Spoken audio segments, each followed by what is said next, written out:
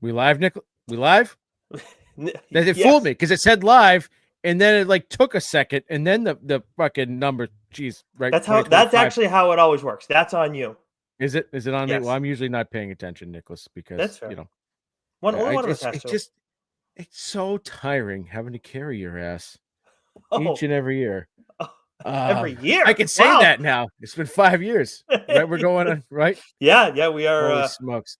Math is not a I strong suit, but yeah. I'll tell you what, Nicholas. I was sitting here at 5:45, like Spider-Man behind the desk with his arms down, just saying, "Where's Nick? We go live, and like he's usually on by now." And then Yep. that's when I texted you. Is it 6 or 6:30? Because it's almost another year around the sun for this guy, and I Yeah. think I'd be lucky to be still sundowning at this point. Yeah. I can cite exactly why we started doing 6:30 as the time when we were previously at 6. And I Yeah, was like, let's just keep it there because it's honestly it's better for me as well. So, but yeah, you had it for a specific reason. So better for you, of course. So we must you're the oblige. one that asked. That's the whole point. I never ever ask for time changes ever. I'm not the one that has Yeah. to raise a human. So like that, I Well, respect that. anyways, Nicholas. Anyways, we are starting off a new year in grand fashion. So, without further ado, ladies and gentlemen, boys and girls, listeners of all ages, TLDR Studios proudly presents you the greatest, and I mean the greatest podcasting team in the world. He's the comic book writer, Nick Friar. I'm the Kevin Smith head ass, your friendly neighborhood backcracker, Dr. Joe. And together we are, Nicholas, the 2024 Dork winners of the podcasting team of the world. Baby! How's it going, Nicholas? I am doing great. That was quite the surprise. I did not expect to receive that award. More importantly, I didn't expect to be sandwiched between Timothy Chalamet and Rhea Ripley this Timothy year. Chalamet. Yeah, that was Timothy Chalamet. wow. Look at you. Chalamet. Kevin Smith and Adam Sandler had a kid. It would be Dr. Joe. Who fucking Yeah. knew? I'm in my Kevin Smith era, baby. Yeah. I saw Goo's been rocking jerseys on Mac and Goo for so long. I said, you know what? I have a good collection of jerseys. Why not sport them for the people? Yeah. So then you started off, or you concluded 2024 with a t-shirt and a sports jacket, and now you're wearing a hockey jersey. For those not watching us, I'm going backwards. I went from I started with skinny Kevin Smith, and I'm reverting to fat Kevin Smith. So does that mean next week that you're going to be doing a sports coat with a hockey sweater as well? Is that the next one? Next week I might be topless, Nicholas. Who knows what next week brings? You got to grow the flow out now too, right? Didn't he grow his hair out at one point? Doesn't he? It's there. I haven't gotten a haircut in some time. Okay, but it's getting a bit wild back there. I did the flow a little bit in college. It was not my best move because I didn't see like a person to like help get the hair shaped in a certain way. I just let it grow, and my bangs get growing, and it's like I turn very emo very quickly. It's very manly of you, Nicholas. I wouldn't need to shape the hair. You don't need to shape your hair. No. If you saw pictures, well, of it, you do. You'll never see pictures of it because you'll use them for the friggin' show. Damn right, I will. Yeah. Some of my teammates had it worse. Some of them certainly had it better, but I was definitely not on the good side of that. Anyways, enough about that.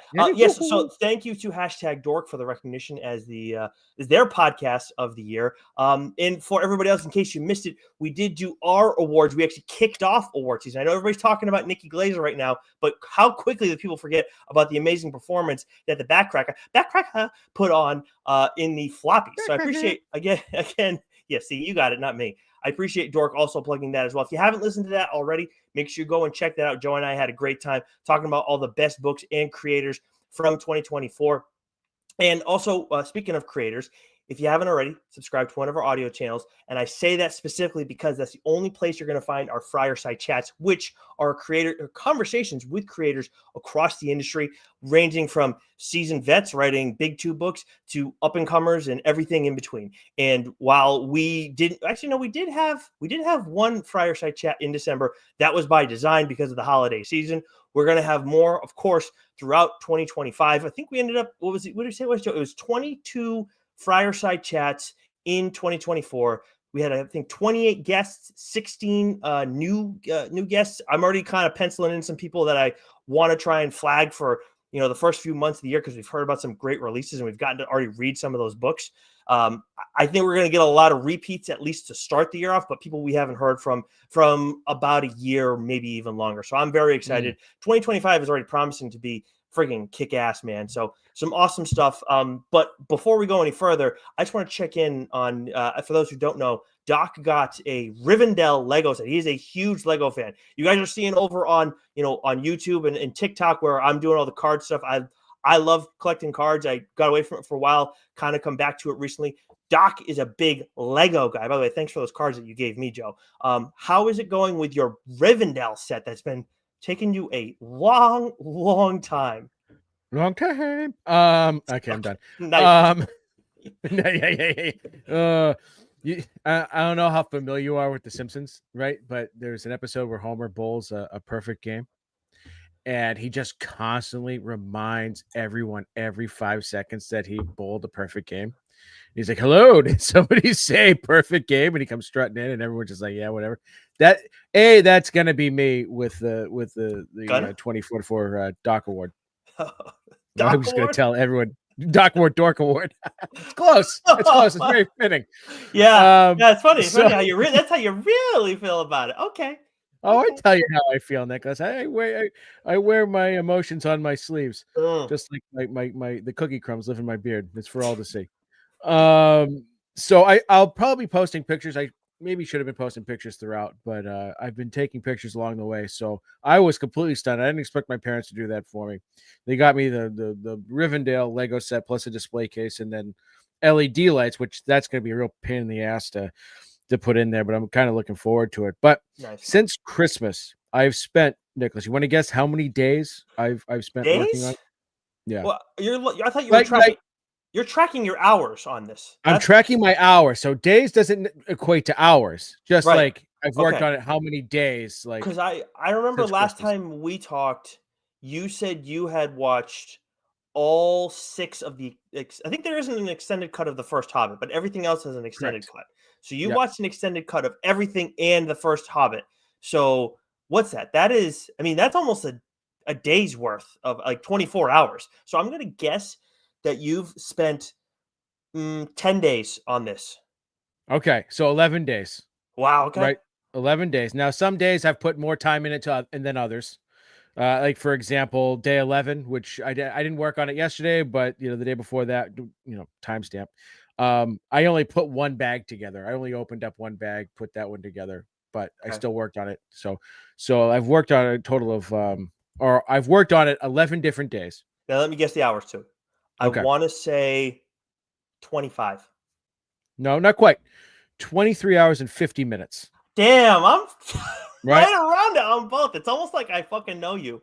And the movies I've watched, right? So the first 3 Lord of the Rings movies, all extended versions. Of course. Right? The first Hobbit movie, and then the Desolation of Smaug and what's the Battle of the Five Armies. Yep. Both of those are extended versions. Watched both of those. And insane. I am 2/3 of the way through the War of the Rohirrim. Ooh, is that HBO? I won't say how I've gotten to watch that. Yep. But it is tremendous. It is absolutely tremendous. Okay. So I'm almost done that. Comes out. But yeah, okay. Yeah, nice. It's really good. It's a manga style animation, and I can't recommend it. It's just really good. Brian Cox is one of the voice actors in it. He does a great job. And but in general, it's just a really good story. Nice. And so the War of the Rohirrim. That'll probably be, one would think, on HBO at some point down the line. Oh, yeah. Anyways, but in terms of posting pictures, why don't you just do like a slideshow kind of thing, like where it's just I probably will. When I'm all done, I'll put Yeah. I'm almost done. I'm almost done. I've gone through 36 bags. There's 49 total. Some of those are smaller bags. Like 2 of the bags are just little tiny squares that are making up the different colored tiles of the roof. So that's gonna be somewhat time consuming, even though they're just small bags.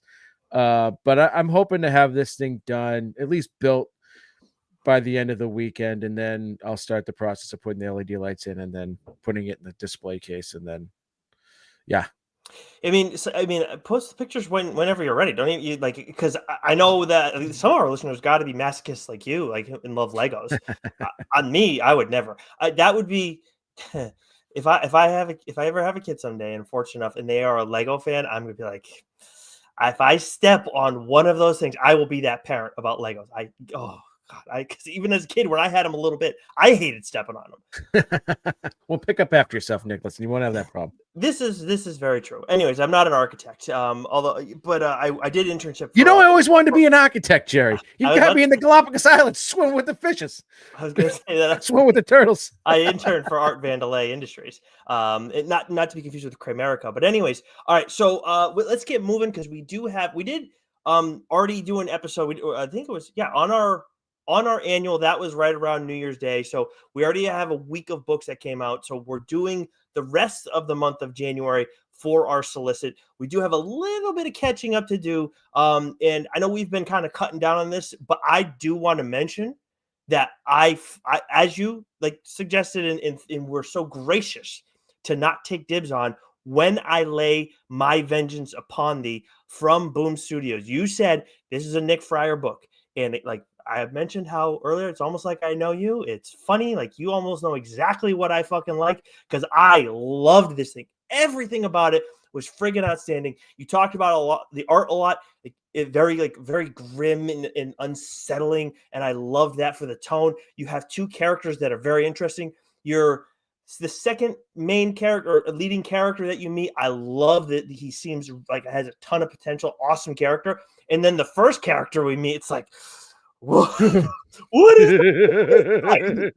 And then we find out like there's a third character in the mix who's like connecting the two, and he's like telling the one person like he reminds me of you in your early days, and I'm like, wait a second, what did this fucking guy do? So we got one guy who seems to have his shit together, but probably didn't always. So if you have a similar taste to me when it comes to horror, if you like the exorcism type stories, When I Lay My Vengeance Upon Thee from Boom Studios, the first issue just came out to start off the year. It was like Joe said, do not sleep on this book. It is really freaking good. You like those silent panels at the beginning? Yeah, right. Yeah. I read it. I read it, and then I saw the next page, and they talk about it, and I was like, "That did what the fuck?" Like I went back and looked at it. I'm like, "Jeez, man!" What the fuck? Oh, it is brutal. Yeah, wild, absolutely wild. So this first week that we're going to talk about, so technically the second week of January, it was very light, similar to the week when it's holiday season, right? And it's a slower time for books. So I caught up on a ton. I caught up on Daredevil, which was excellent. The Autumn Kingdom, written by Cullen Bunn, which is also excellent. And the story looks like it is getting another arc. So I'm looking forward to that. So we chatted with Kyle Starks a little ways back about Those Not Afraid. Prior to the chat, Nick and I had access to the first two issues, and then Kyle was graciously sent us the rest of the series, which I got a chance to finish up and read. And holy smokes, we'll dive into Those Not Afraid a little bit more in a bit because the first issue drops, I think, this week actually. But Nicholas, I have a plethora, a bevy, a cornucopia of question marks, if you will. Do you want to take a guess on which series I have recently caught up on? Is it a series that I recommended on the show? No, you just got to. I don't want to give anything away. It's Rook Exodus. It is House of Slaughter. Oh, I just banged out like 9 issues today. Okay. Flew through it. Okay. It was like had a great time. Oh, so the last two arcs, the J.H. Boucher's was it? No, it was the Butcher War. It was the Butcher War. Okay, yeah, the Butcher War, and then the latest arc with the Azor house, the ongoing one. Yeah, right. And so fantastic. That's what you asked me a few weeks ago, right? What bandana I would be? I would be blue. I would be Azor. right? Ooh, I okay. love it. I love it. I love it. I love the character. I love what the Blue Masks do. They're investigative. They're very quiet. They're very stoic, which I generally am not. But I love that aspect of it, right? I love the idea that you have this faction of the house that they just sort of get like dumped on like their IT, Mm-hmm. you know, and disrespected, but they're very, very an extraordinarily important piece of the cog, right? Like they're like the shadow government of the Yeah, very masks, much, very right? much. They laid that out. They laid that out a lot in this series, actually. Yeah, Or so I love the blue masks, and I love that we did, we got a little bit of purple mask. I'll still tell you what, the Alabaster War, whatever it was, like that still was just not my favorite arc of the series. I get why it was important because we get bits and pieces of it, but that's like I was like one issue to go in that arc, and that's when I had like stopped reading it. And as I got caught, I was like, okay, I get it. I get why it was important, but like being able to read it all at once to me was a lot more satisfying than was that the Alabaster War? Was that the bait? bait. Yes. Oh, see, I was about to tell you, I really liked the bait story, but again, Well, you got I'm to read it all at once. So reading bingo. that month to month, that was a bit of a slog for me. So with it not being my favorite, and it, you know, Hmm. but man, I gotta tell you, loved it, loved it, loved it, loved it, loved it. All caught up. Yeah, and we got more. This is going to be 2025 has a lot of promise and high expectations. I try to not let expectations get in my way of enjoying stuff, but from analyzing the year in general, like 2024 was really freaking good. Again, go back and listen to the floppies. There was a lot of good shit. There's a lot of good shit that got snubbed, quite honestly. So Yeah. high bar for 2025, and it may end up being the year of slaughter, quite honestly, Well, because there's I'll well, yeah. So on that note, I'll tell you why I chose to get caught up on that one because I wanted to, but I believe we'll get to it in a little bit. But um, what is it? It's the Book is of it Cutter. the Book of Cutter that comes out, right? It's legitimately your background, dude. Yeah, I know it's my bad. I was trying to remember what week it was, Oh, okay, okay. right?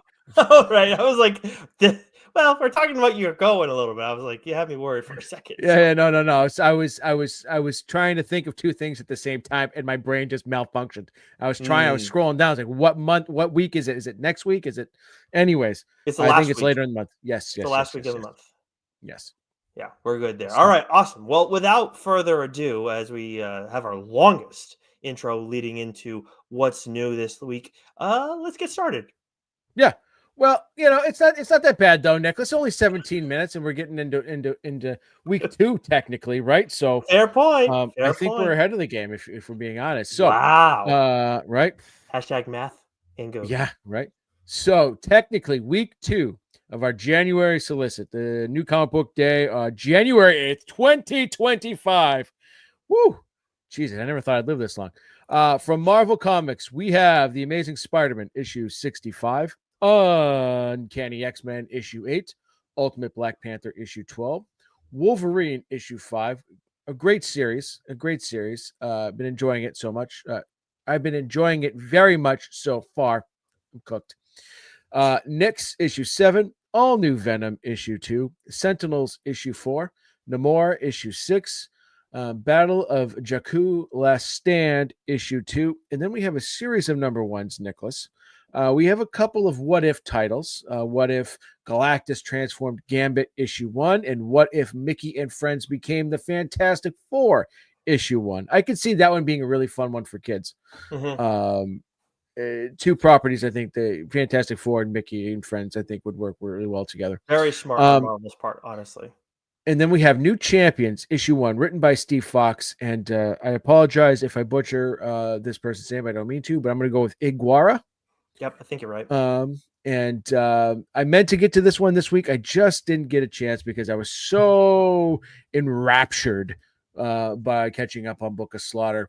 Mm. But then there's a number one, Nicholas, that you would like to discuss. So there's actually another one too. There's two number ones that I made a point of reading. I am going to read Oh, that yes, Gambit yes, one. yes. Might be. Daredevil Unleash Hell issue 1, Red Band. We didn't get a review copy for a non-Red Band. I don't know that there is a non-red band. This is by Erica Schultz and Valentina Pinti.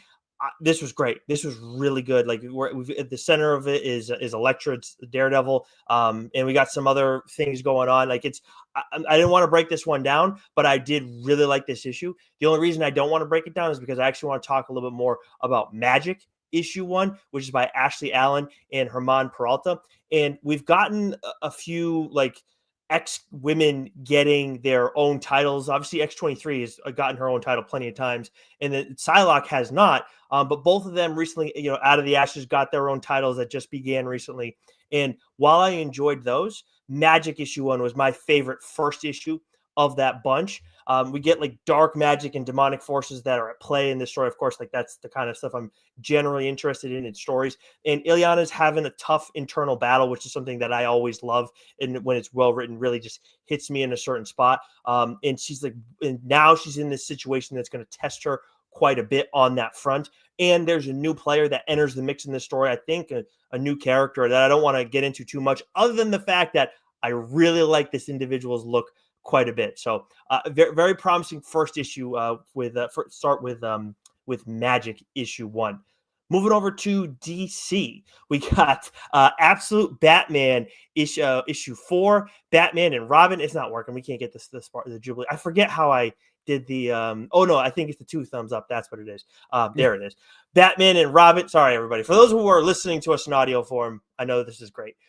Anyways, Batman and Robin issue 17, Absolute Batman issue 4, DC versus Vampires World War V issue 6, Wayne Family Adventures issue 146. So pretty much just Batman week over at DC, except we do have Aquaman issue 1 by Jeremy Adams and John Timms, which I did start reading, but this is the one I always have a book every week that I start reading like just a little bit too late in the process right before the show and didn't get to finish it. But we got Aquaman, who's back in the mix. This is not an absolute title. I was kind of surprised by that. Like, why are we going to do Aquaman again and not have it, the absolute title? That just seems a little bit of a strange decision to me. But in the first few pages that I read, it was promising. I was not struggling through it. But we do have one DC book that you wanted to break down.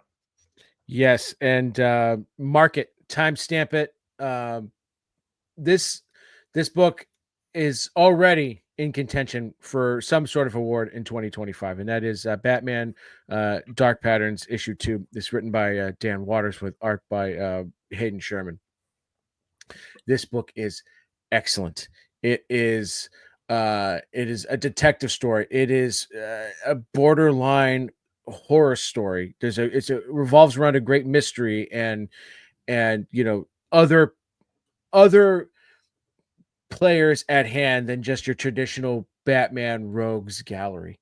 There's a reason why Dan Waters was my creator of the year, and we've always raved about Hayden Sherman's art. And I think those two not only work extraordinarily well together, but they fit together. Waters storytelling and Sherman's art, and you combine that with Batman, and you're really cooking with gas here. And this issue, you're dealing with a villain here who he's more of a puppet than he is a villain, and you feel a little sympathetic for him. And the way Sherman has drawn this character, I'm trying not to give anything away, and I don't want to spoil anything, because for those of you who haven't read Dark Patterns yet, you really effing need to. I know there's 1,000 Batman books out there, and it's hard to pick and choose. And generally, I'm one to be like, yeah, it's oversaturation. But if I'm being honest right now, like, it's hard to find a Batman book that I just don't love, right? Mm-hmm. There's Detective Comics. Zdarsky's ending his run, on mainline Batman. Those have been excellent series. Batman and Robin this week by Philip Kennedy Johnson, again, is excellent. It has been excellent. Absolute Batman. This might be issue 4. This might be my favorite issue of that series yet. Nice. But Batman Dark Patterns is maybe my favorite of the Batman books going, and it's only 2 issues in.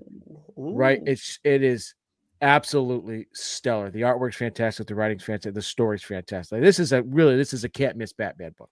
So you're saying that it should instead be called Absolute Batman Dark Patterns? Absolutely, Yes. Batman Dark Patterns. I'm confused with all this absolute mentions. Anyways, moving on. Good stuff. Good to see both your breakout creator of the year and Hayden Sherman, who I don't think but we should have. I don't think we had him in our artist of the year conversation. Maybe we did, but he should be. I mean, they should be absolutely. If he wasn't mentioned as an honorable mention, which he might have been, but I'm not sure, but he should have been. It was Mm-hmm. like, again, 2024 was a really hard year to pick because there was just so much greatness. Yeah, yeah. I think Sherman's really poised to continue to break out, which is Yeah, excellent. I'm gonna continue to. I'm going to try to be better about taking notes earlier in the year because while I'm not upset about any of the picks that I made, because there's something to be said about the people who stick with you no matter what. I do want to take better notes throughout the year. Well, it's easy to fall Like into you, recency bias, right? Especially towards the end of the year. So, exactly, 100%. right. All right, moving on. What do we got from Image, along with some books from Skybound?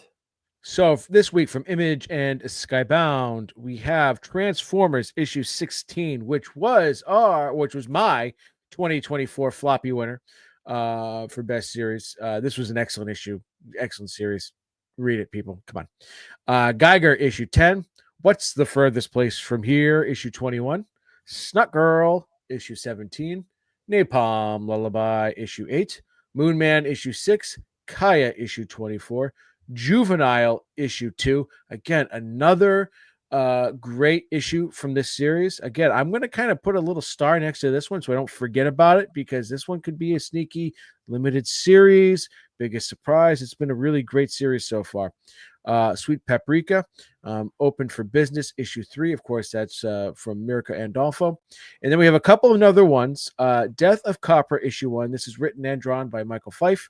And then, Nicholas, a book I almost texted you immediately after reading, and that is The Lucky Devils, issue 1, written and drawn by Ryan Brown. Yeah, and Charles Soule and Ryan Charles Brown. Soules. Sorry, my bad. It's all good. But this is a tandem that has worked together previously. Most recently was 8 Billion Genies, which you guys heard me talk about on the show. And honestly, if you liked 8 Billion Genies, if you read that series and enjoyed it, whether you read it month to month like I was, or you read it in all one fell swoop, if you like that, check this out. Don't even think twice about it because it flips that story on its head in a way. And I didn't catch that initially, and you guys will get to it as you're reading it. But basically, instead of like a guardian angel, you actually have the devil on your shoulder. That's pretty much what this story is, and that's where it's like similar to what they did with 8 Billion Genies, but also very much different in a lot of ways. So I really like how it's like this pivot was something that they did a good job with, but different. And I think that like we've got 4 main characters in this. They all have something to offer, particularly in terms of growth in very different ways for each one of these individuals. So yeah, I'm glad you checked it out because I really thought this might be one that snuck past you. It was not getting by me because I know this creative team. Well, so I read it because you discussed 8 Billion Genies, and even though I haven't read it yet, I that is one I plan to read in 2025. And the cover art really it was really great. And I just quickly before I read it, just kind of flipped through the interiors, and I said, "Oh yeah, I'm checking this out." And there's 2 aspects of this book that I loved, and I'm going to say them without spoiling anything. One is the 2 main human characters. I love them. You're instantly um enamored by them. You're instantly sort of pulled into their world, and they're very sympathetic people. And then the 2 devils, I love them. What 2 little just tricksy, mischievous little devils, pun intended. Mm. And I love the twist that we get at the end there. It was just everything about this book was fun, but also like very engaging. Yeah. And there's a great dark humor to it that I absolutely loved. Yeah, it was a really promising first issue, and I'm not surprised, but I am surprised that I felt like wow, I like this way more than 8 Billion Genius. I really enjoyed that series. I like this. Whew, that first issue was great. But anyways, moving on, let's get to Boom. Really light week for Boom. I think we only have Jim Henson Presents issue 1 that we got in terms of review copies. Moving over to Dark Horse, we got quite a few dark horse titles that we want to break down this week. A huge week for them. Nemesis Rogues Gallery, issue 5. Star Wars: The High Republic, Echoes of Fear, issue 4. Jupiter's Legacy finale, issue 3. Prodigy You can say Slaves of Swartha. People know at this point, Nicholas. maybe. Prodigy Slaves of Mars, issue 5. The Serpent in the Garden of Eden, Ed Gray in the Last Battle for England, issue 2. I don't remember issue 1 of that. That is a mouthful. And I believe that is a Hellboy book.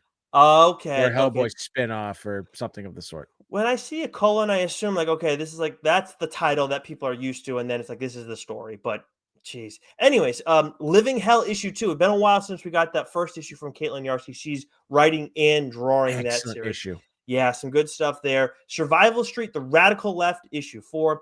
Welcome to the Maynard, issue 2. Barstow, issue 2. Assassin's Apprentice, volume 3, issue 2. And I know we have a number 1 that we want to get into that we alluded to earlier, but why don't you first tell me about the Carlisle School for Kings, issue 3, which I am reading, but this one I did not get to this week. Man, I am not only am I in my Kevin Smith era, I'm also in my fantasy era, man. And I've got three novels upstairs. I can't speak. Whatever. What? I'm stumbling over my words, Nicholas. It's not that. You're fine. Yeah, I'm old. If I were you, I'd be going through a co-op search. Find yourself, a younger model. Davey really buttered me up the other day, so maybe it'll be him. Oh yeah, maybe Billy D. Yeah, because Billy D's a big book guy. He is. Now I've got 3 fantasy novels upstairs that I can't wait to dive into. So, like, the Carlisle School for Kings is like, bam! It is the right comic for me at the right time. I'm so engrossed in this story, and I love, sort of that, that sort of high fantasy medieval sort of feel to it, and I love all the characters in this story. And what we get is we get a lot of politicking in this issue, which I love. And we're getting closer, to the whole premise of the story is all these kids are at school and you must pass these trials and only the most worthy will be chosen to be the next king.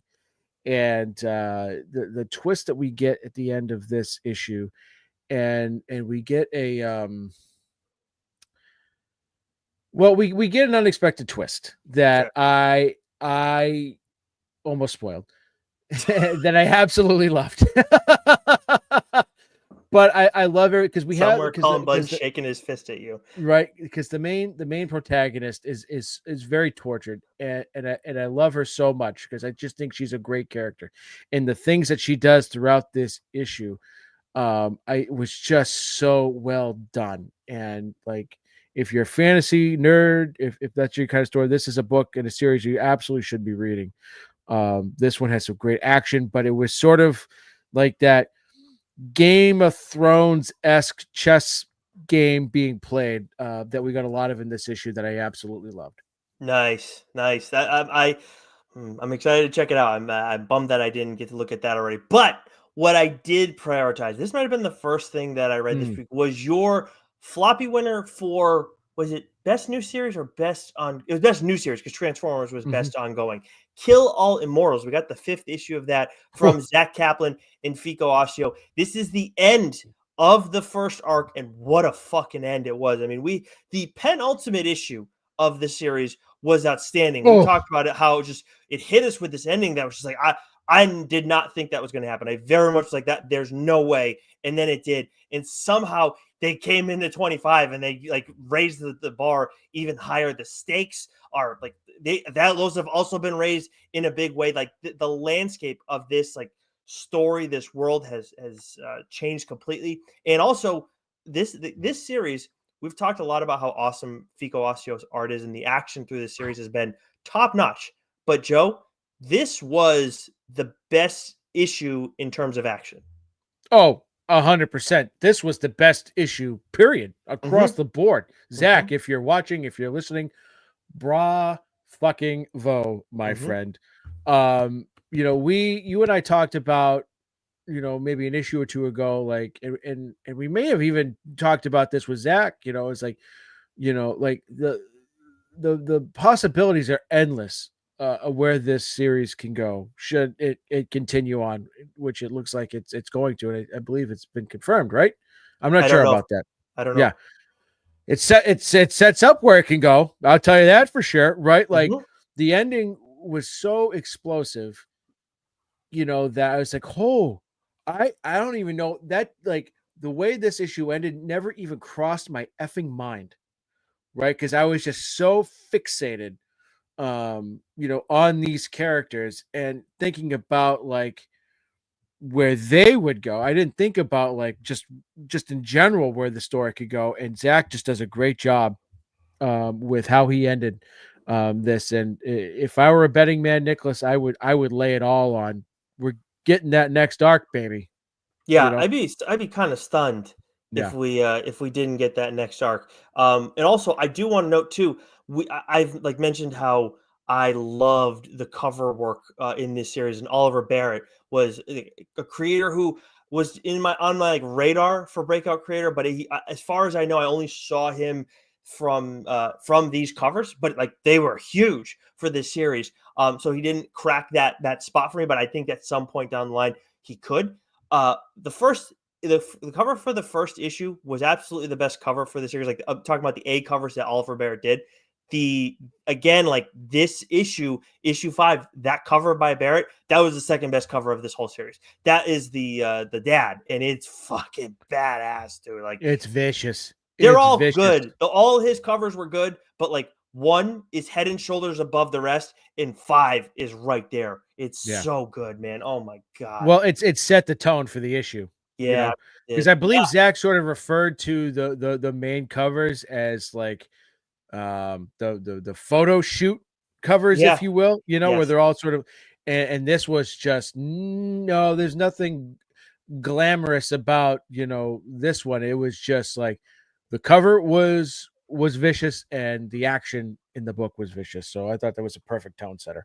Yeah, it's like they still got the same like art styling, but like you said, Oh like yeah, yeah. it's not the tone 100% of that is not where it was before. And then to wrap things up from Dark Horse this week, you guys heard us mention it on the show before, at the top of the show, and also you've heard us talk to Kyle Starks about Those Not Afraid. Issue 1 is finally out this week, and while Joe and I tend to be able to tell you guys, oh, we've read the first issue, maybe we've read a couple of the issues. I think only one time did we get 5 issues before we did an interview, and I think it was 5 when we had Chip on to talk about Newburn, Newburn. Yep. which was so good. We when we talked to Kyle Starks, we only got to read the first 2 issues. We have since read the entirety of the first arc. Whether or not it's going to be a limited series, who the hell knows? We can tell you, like, this is absolutely a series to get invested in. This is so good. You're going to read. It's just like true crime fans, if you at all have any interest in that kind of stuff, if you know a true crime fan in your life and they don't read comics, give them this. Just see what fuck. Mm-hmm. Get it for yourself, read it, and then give it to them. It's like I'm good. Like, at some point, this will make it to my wife's hands. This is really good. Patrick Pianzalunga is the artist on this series, who you heard me mention previously on Monsters Are My Business. He does an outstanding job. Like, it totally transforms his art. Where in that series, he was a little bit more cartoony. That's still there in some ways here, but definitely like changes it where like a talking koala wouldn't fit in this world necessarily. I'm sure Kyle Stark could make it work, but it wouldn't necessarily fit. But yeah, I love this series, and you got a chance to finish it. Obviously, we can't talk beyond the first issue, but I know you loved it. Oh, it was fantastic. Yeah, if you're a true crime junkie, if you're a serial killer junkie, if that's your thing, like, because those people eat that content up, podcasts, TV, books, right? So this is a must read for any true crime junkie, but this is a must read book. I just think for anyone, any comic book fan. Yeah, It is so good. It is so well crafted. The issues that we got, right, the entire series is so perfectly crafted. Like, each is very methodical in its pacing. It's very methodical in the layers and how it unravels. It is so effing good. yeah. The ending of the series Oh, too. Just chef's kiss, outstanding. Mm-hmm. I just everything about it you're going to enjoy. And I know for some people like the true crime element, like the fact that like these are real things that happen and whatever, like that's part of the interest there. But this is where it's like this is like Kyle Starks like has interest in that stuff. So when you're writing a story like this, you like to me if you're gonna like examine the medium in a fictional way or whatever, it's like, or if it's something where you're like poking at it, which is not what he's doing. In some ways, he's having fun with it here. He cares about the medium, and like you can tell because he's able to be true to what goes on in those true stories, but at the same time, he's also able to make it different, make it his own thing, and make it an entirely different experience that you're never going to see, in the with the real stories. Thank goodness. So moving on from Mad Cave, I'm going to take us through the rest of these, Joe, as we get into week 3. From Mad Cave, we got Spectrum issue 2, Prairie Gods issue 4, Revolution 9 issue 3, and Soul Taker issue 6. From what? So I'm just because we didn't get any Mad Cave review Correct. copies. So I just, these are subject to change, of course, and we go by League of Comic Geeks. I'm on there now, and I'm not seeing Mad Cave as having any books dropping this week. So this might have been recently updated. So there may be books from Mad Cave dropping this week. There may not be. Just want to throw that out there. So then also flag that this could mean some of the other ones that we're going to be listing off from Mad Cave could be subject to change as well. But anyways, thank you for flagging that. Moving on, we got IDW TMNT Mutant Nation issue 3, TMNT Saturday Morning Adventures issue 20, and Star Trek Defiant issue 22, along with My Little Pony Best of Celestia issue, My Little Pony Best of Celestia. Celestia? Oh, what a dumbass. Wow. Thank you, Nicholas. Wow. You saved me a little bit there. That was bad. I'm back on top, baby.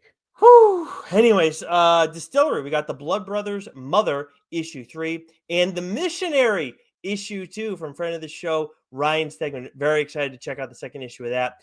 Dynamite, we got Red Sonja issue 17. And then we also got Green Hornet Miss Fury issue 1 by Alex Segura and Henry Barajas. Zootopia issue 1 by Jeff Parker and Alessandro Rinaldi. And then Alerted States Purgatory Grindhouse issue 1 by Ray Fox and Alvaro Saraseca.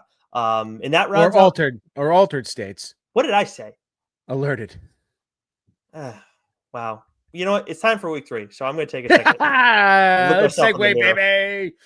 Yeah, let's segue. Yeah, you take a breather. Let me give you a breather now, Nicholas. Thank you. I need it. All right. For the week of January 15th, 2025, from Marvel Comics, we have The Amazing Spider-Man, 8 Deaths, issue 65. This title really threw me. This is probably part of some arc that's going on through Amazing Spider-Man right now, but that's issue 65. Miles Morales Spider-Man, issue 29. The Immortal Thor, issue 19. The Incredible Hulk, issue 21. Exceptional X-Men, issue 5. Storm, issue 4. Laura Kinney, Wolverine, issue 2. Avengers Assemble, issue 5. Spirits of Vengeance, issue 5. This must be the Nomar Garcia Parra week. Your Friendly Neighborhood Spider-Man, issue 2. Battle of Jakku, Last Stand, issue 3.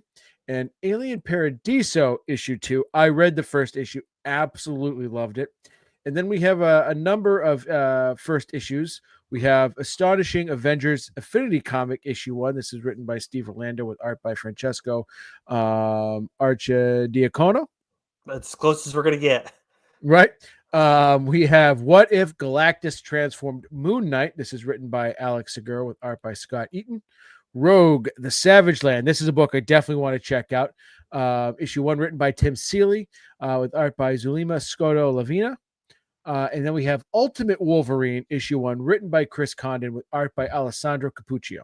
Yeah, I mean, the highly anticipated Ultimate Wolverine issue 1. I like every week I'm checking, like, when is it coming out? Because I know we have League of Comic Geeks, but I'm just like, every week I'm like, is it this week? Is it this week? It's just like, we get the review copies, dude. Like, you just like be patient. But I am dying because what an elite team too. Chris Condon and Alessandro Capuccio. I know this says I believe this is the title that's pulled Capuccio away from Moon Knight, which does it sucks because he and I hate to see him go. But at the same time, like him on Ultimate Wolverine. It's like, I mean, how upset can I really be about that? And like you said too, Rogue Savage Land, Tim Seeley, like I'm very curious how that's gonna go. Like I know he's gonna have fun. That's for damn sure. Anyways, moving on from DC for the third week of January, as I get my dates messed up over on the whatever. Anyways, moving on. Nightwing issue 122, Batman Superman World's Finest issue 35, Action Comics 1082, Wonder Woman issue 17, Titans issue 19, Batman and Robin year 1 issue 4, The New Gods issue 2, Catwoman issue 72, The Question All Along the Watchtower issue 3, The Nice House by the Sea issue 5, Challengers of the Unknown issue 2, Black Lightning issue 3, Jenny Sparks issue 6, Wayne Family Adventures issue 147, Milestone Universe The Shadow Cabinet issue 3, and then we got Green Lantern Fractured Spectrum issue 1. This is by Jeremy Adams with art by V. Ken Marion, who I feel like I haven't seen much from V. Ken Marion. I know he's got the Kickstarter that he's illustrating that he got funded that I did back, but I haven't seen stuff from him in a while. Very excited to see some of his artwork. But what do we got from Image and Skybound? From Image and Skybound, we have G.I. Joe issue 3. Very much looking forward to that. Gunslinger Spawn issue 39. The Moon is Following Us issue 5. The Walking Dead Deluxe issue 105. The Scorched issue 37. Feral issue 9. Very much looking forward to that. I Hate Fairyland issue 19. Witchblade issue 7. Knights issue 12. Standstill issue 6. Doll Parts, A Lovesick Tale, issue 2. And then we have the Horizon Experiment, Finders Keepers, issue 1, written by Vita Ayala and Skylar Partridge. Hoi! Yeah.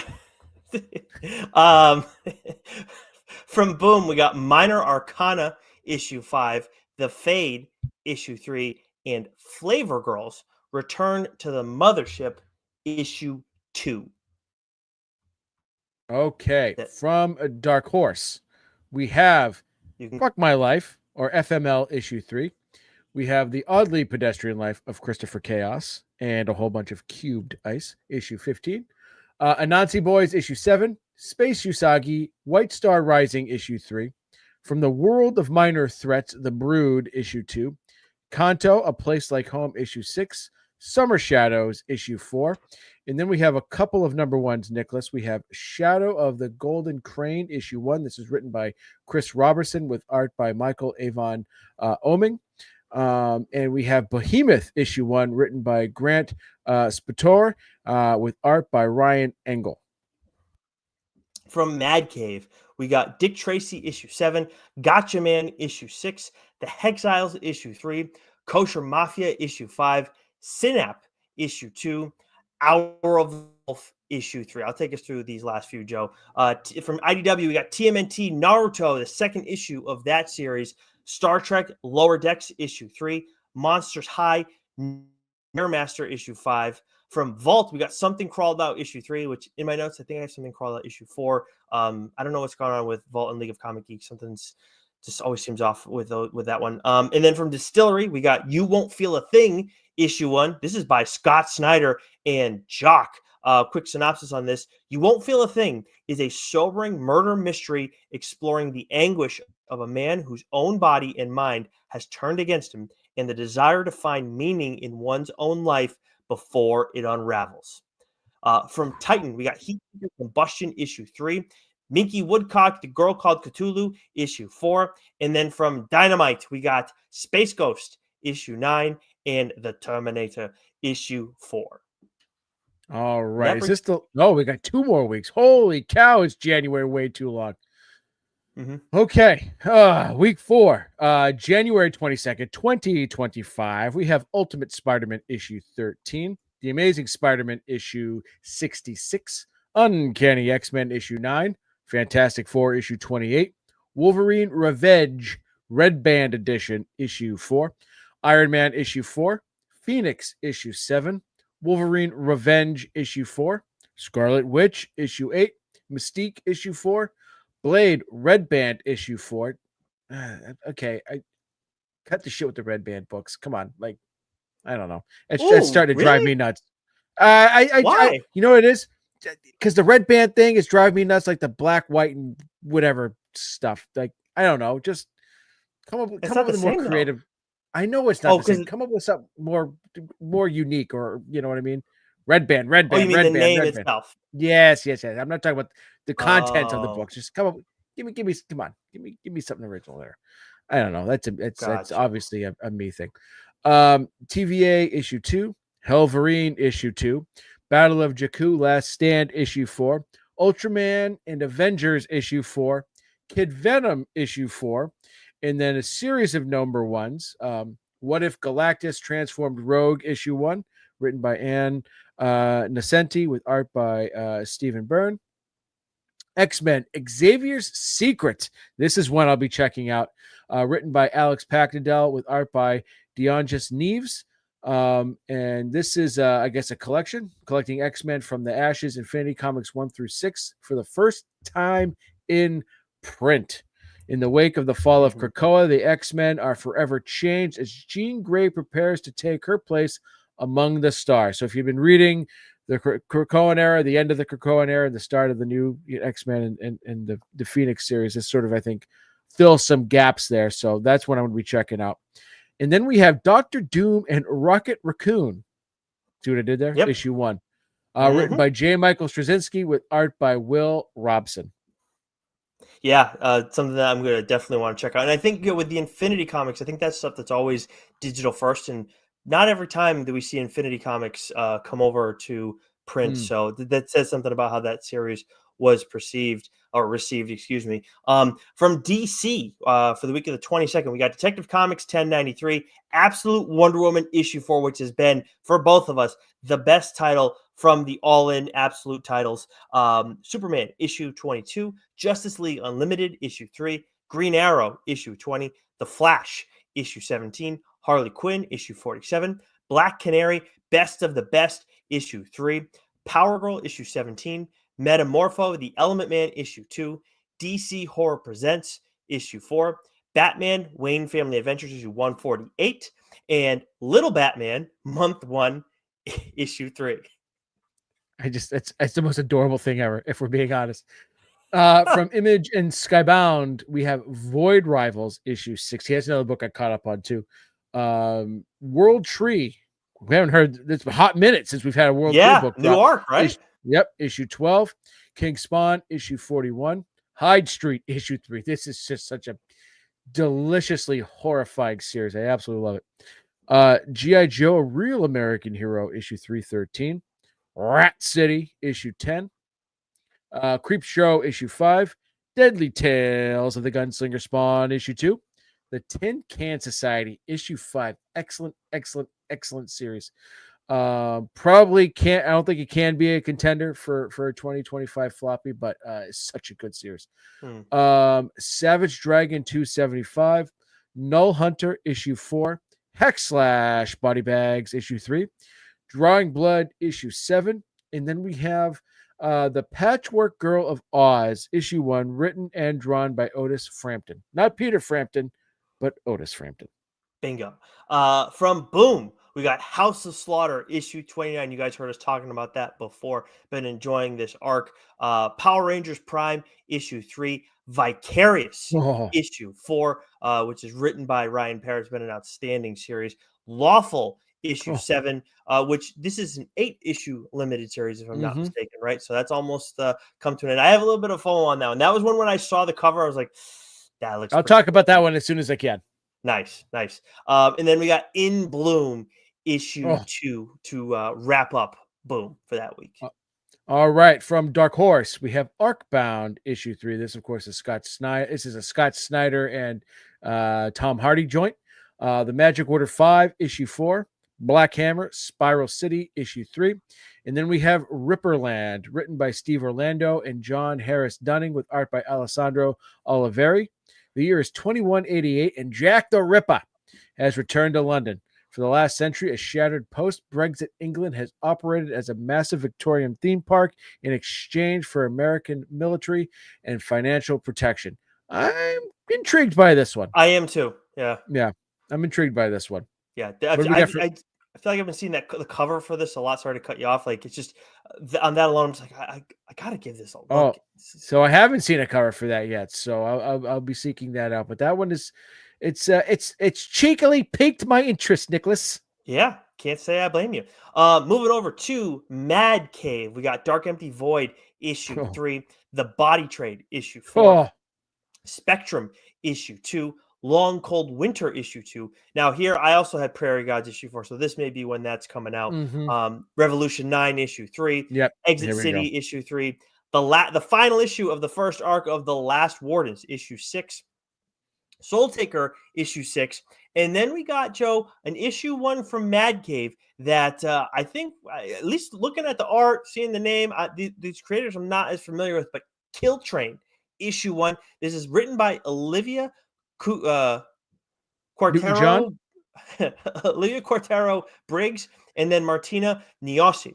To control the population explosion that nearly crippled the city, New York has instituted Kill Train, a randomized extermination program where designated subway trains are picked at random and all the passengers are slaughtered by the end of the line. I'm not reading any more of this. We're checking this shit out. Yeah. 100%.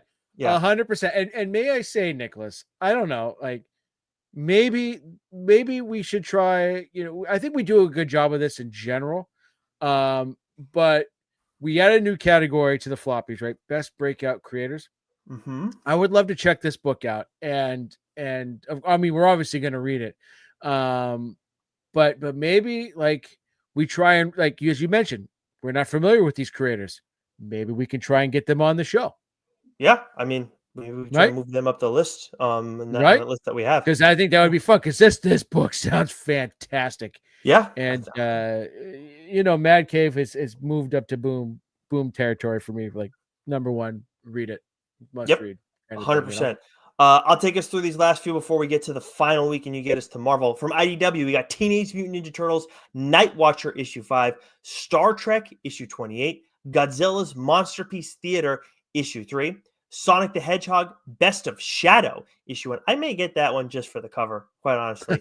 I like Shadow. I don't know much about the character, but I know like the things I need to know. I definitely had a video game with Shadow in it when I was a kid, so I was like just on that edge of at least learning the character. And then TMNT Best of Nobody issue 1. I was very confused by this. Don't know at all what that is. But anyways, Distillery, we got Time Waits issue 3, The City Beneath Her Feet issue 2, Life issue 4. From Titan, we got Huge Detective issue 4. From Oni, we got Epitaphs from the Abyss issue 7. From Dynamite, I'd messed that up. The Powerpuff Girls issue 7 and Barbarella issue 3. I just messed up on. It's okay. It's okay, Nicholas. Like I say, plagiarism much there, Dynamite. Right? That would be something. But speaking of Sonic, Top Golf has a new Sonic game. You may have seen the commercials for it on the TV. Fun as hell. Fun as hell. I ripped a little bit of that last night in my Top Golf league. Had a lot of fun. Sweet deal. All right, let's rip through the final week of January. I know there's at least one title we're both excited about. That is the week of the 29th, Joe. The week of the 29th. Wow. I can't wait for January to be over, by the way. I fucking hate this month. Jesus stinks. January, February can just fire me into the sun. Well, I'll say it. We're all certifiably insane for living in New England by choice. Like from January through April, this place sucks. Week 5, we have from Marvel, X-Men issue 10, Ultimate X-Men issue 11, Deadpool issue 10, Moon Knight, The Fist of Khonshu issue 4, Spider-Boy issue 15, West Coast Avengers Breath issue 3, Psylocke issue 3, Hellhunters issue 2, Sabretooth, The Dead Don't Talk issue 2, Star Wars Ewoks issue 4, and then again holy smokes, Marvel, calm down with the number ones this week. Holy smokes. We've got What If Galactus Transformed Spider-Gwen issue 1. I'm going to say it. We don't need this many What If Galactus Transformed books. Too many. I will say they're like really tempting. I'm going to read the Gambit one, and then they got Moon Knight, and then they got Rogue. I'm like, I got them. I might as well check them out. Yeah, go nuts. That's written by Kalinda Vasquez with art by Danielle Picciotto. We have Star Wars: A New Legacy, issue 1, written by Charles Soule with art by Ramon Rosanas. Thank you for spelling his name correctly, Nicholas. Charles Soule is a great Star Wars writer. So this is I haven't read many Star Wars books lately, and I definitely haven't read one since Darth Vader's run ended. This one I'm going to check out for show.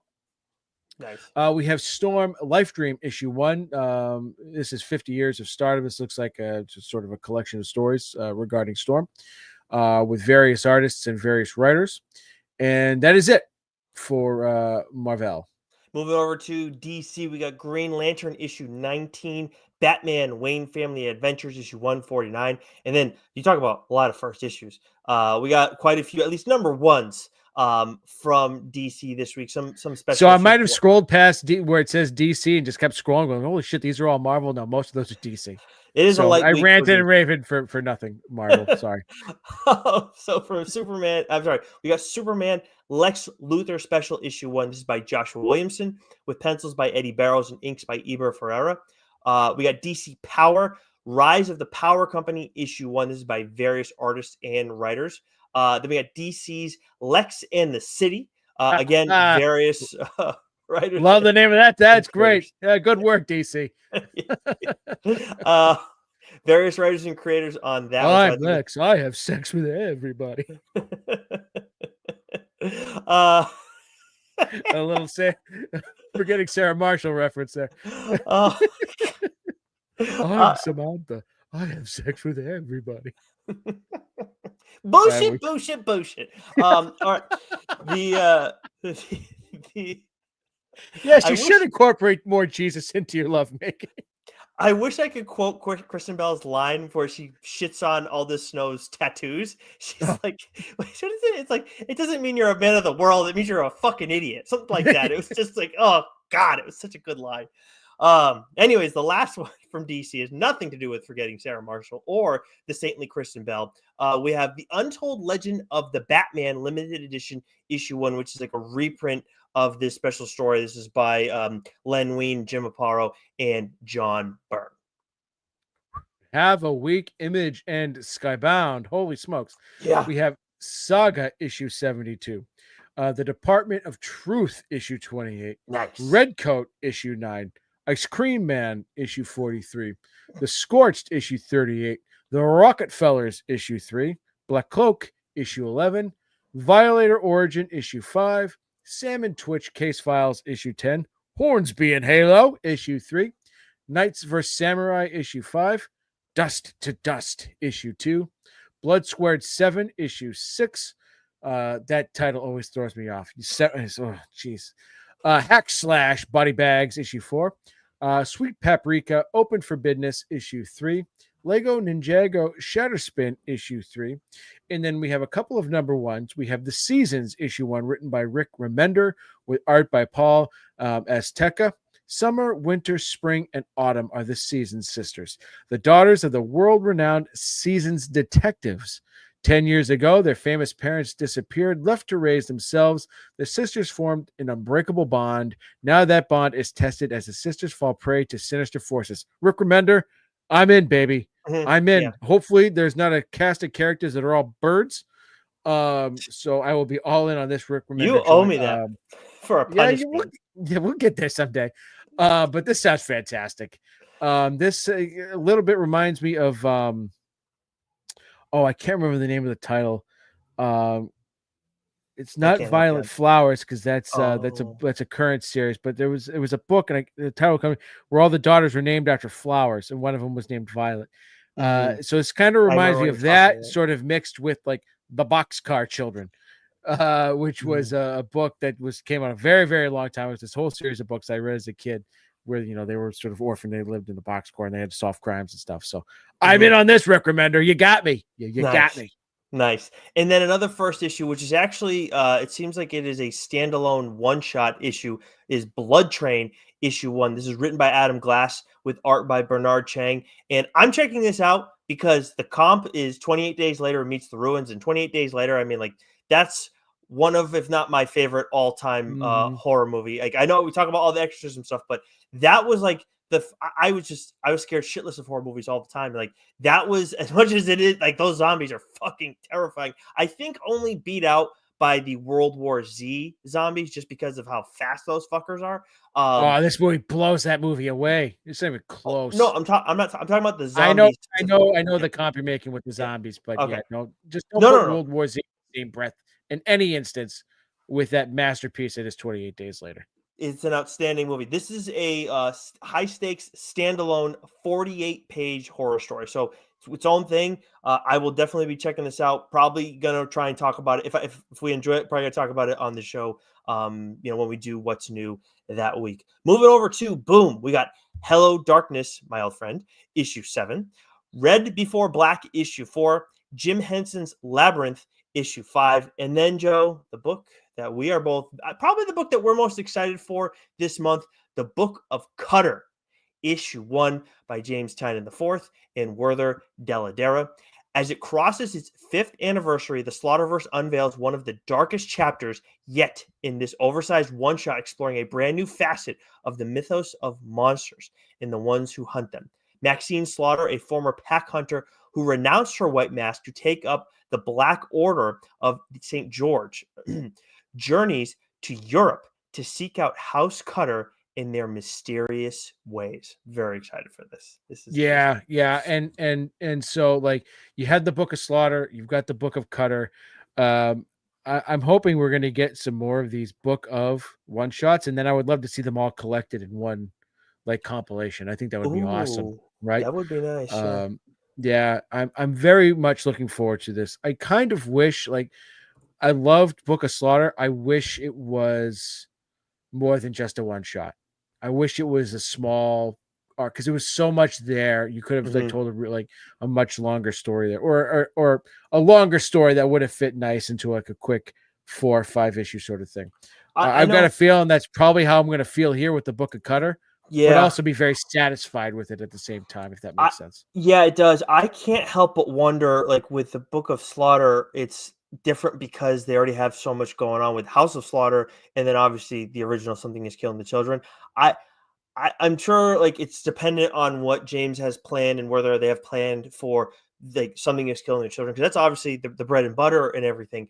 But if it works, like I got to imagine people are going to be very interested to be like, okay, what does the European version of all this look like? We've already gotten a taste of it. And if it doesn't impact Something is Killing the Children, like in the sense of like, it's like saying the House of Cutter still exists after some of the events that we have coming up, why not? Because it's like you would think that they can cross over, but I don't know. I just feel like that's not going to oversaturate things. Just because it feels like it's similar, but it is separate. Yeah, it'll be interesting to see what they do and how it all incorporates. I mean, it's a wonderful universe. That's There's no denying that. From Dark Horse, we have Masters of the Universe, Teenage Mutant Ninja Turtles, Turtles of Grayskull, issue 3. We have Swartha, issue 14. That's Star Wars: The High Republic Adventures, for those maybe listening for the first time. We have Nightclub 2, issue 5. The second arc somehow is even better than the first arc, and the first arc was absolutely phenomenal. We have Swartha, Echoes of Fear, issue 4. We have Swartha, Dispatches from the Occlusion Zone, issue 4. Quite a week for the Swartha fans out there. Critical Role, Vox Machina, Origins, issue 5. Seance in the Asylum, issue 4. Holy smokes, is that series crackers? You've Never Heard of Me, issue 2. Much like John Cena, You Can't See Me, companion pieces. And then we have Swartha Annual, issue 1. It's like Swartha on steroids the last week of January. Yep, we got quite a bit. I'm wondering if the Seance in the Asylum, because we didn't have that as a most surprising book of the year. So that's a great example. I think we gotta revisit our format. I will allow for a little. I like the format, but I will allow for a little. If you pick this, for example, I wouldn't fight you on it. Yeah, because it's October and it's just like 3 books. 4 books, I feel like we can make a decision. 3 books, I think it was like a good start. I think we need to. It's tough when it's like if it's like 3 books though, and it's a 5-book series. right? This is Because then true. you've got a majority of the books that didn't come out that particular year. Okay. Like I said, So I wouldn't technically fight you, but like in that case, it makes it a little tough. Now, if it were yeah. an ongoing series and the difference of it being like a month, I wouldn't fight. You know what I mean? But like a Mm-hmm. 5-issue series, right, This one's probably and going to that's be it. that. This one's probably going to be 5 or 6. I'm not Yeah, sure what which makes yours. it tough. It just like Mm. it just makes it tough. So, Sonic's not getting nominated for an Oscar, right? I was gonna say Sometimes Sands them's of the the breaks. Asylum. It's like this is like the Dune of the comic universe. I mean, Yeah, just total snubbery. yeah. Anyways, all right, let's see. What do we got here for the rest of the month? Okay, I can make this real quick. String issue 3, Murder Kingdom issue 3. I feel like it's been a while since we got the second issue of Murder Kingdom We from got Mad the Cave we, Studios. no, we got the second issue last month.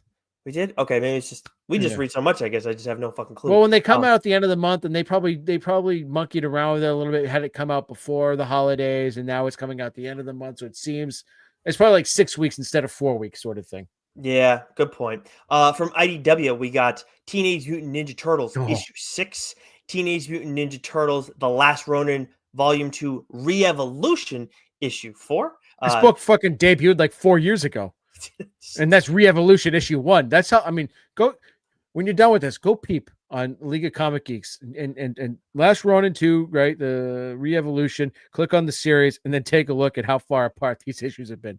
That's Holy smokes. I not love the great. Last Ronin series in general, but man, like it's been taking forever for these books to come out.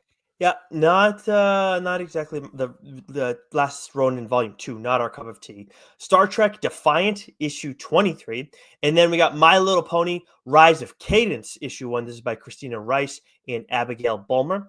From Vault again, like this is I saw these titles and it's like we've talked about all of these in some capacity. Something Mhm. Crawled Out issue 4, Goobers issue 2. We've said Goobers issue 2 for the last like 10 solicits, I feel like. I We think really have. I think Goobers has come out. Issue 2 has come out already. I'm not sure though. And then Kid Maroon issue 1, which I know we've talked about at least the last 2 solicits. So take all of that with a grain of salt. From Titan, we got Lenore, the Time War issue 1 by written and drawn by Roman Dirji.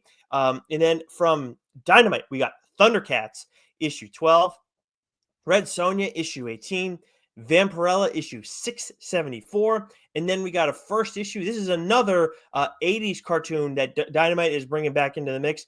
I'm not familiar with it. I don't know if you are either. It felt like very niche to me. Silverhawks issue 1. This is written by Ed Brisson with art by George Cambadeas. But Mhm. Ed Brisson, we've really been enjoying his work recently, most specifically The Displaced, which was mentioned in Best Limited Series in that conversation for the floppies.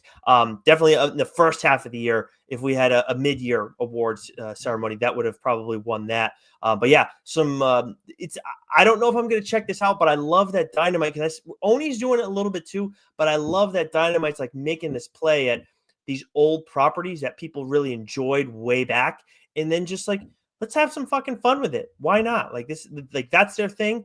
Let's go for it. They're killing it with Thundercats, and they're building that out more. They've created a new character for it. Silverhawks, I ain't got a fucking clue, but I love the concept. I love the attempt that they're making at it. Well, I know he's very excited about it. And Brisson? Brisson is very excited to be writing the series. And so it's like Flash Gordon, right?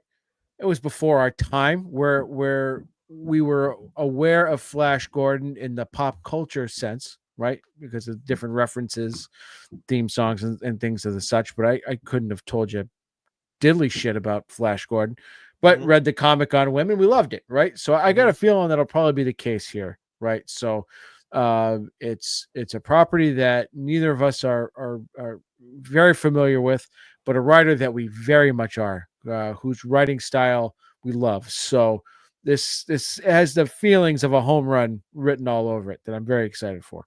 Yeah, and on top of Silverhawks and Thundercats, I know we've seen Darkwing Duck, we've seen Gargoyles, which they've done plenty of Disney stuff, but that's some more like '90s throwback stuff. I feel like there's a couple other titles that I'm missing that fall under that genre, but not from Disney. But yeah, like you said, like Mad Cave is doing it as well. I'm all for it. Like with comics, like no one else is doing it, and people want to read it. Why the fuck not? Like that's the Mhm. beauty of comics. There's just so much different shit that you can do. just fucking have fun with it. Why not? There's plenty of comics to go around for everybody. All right.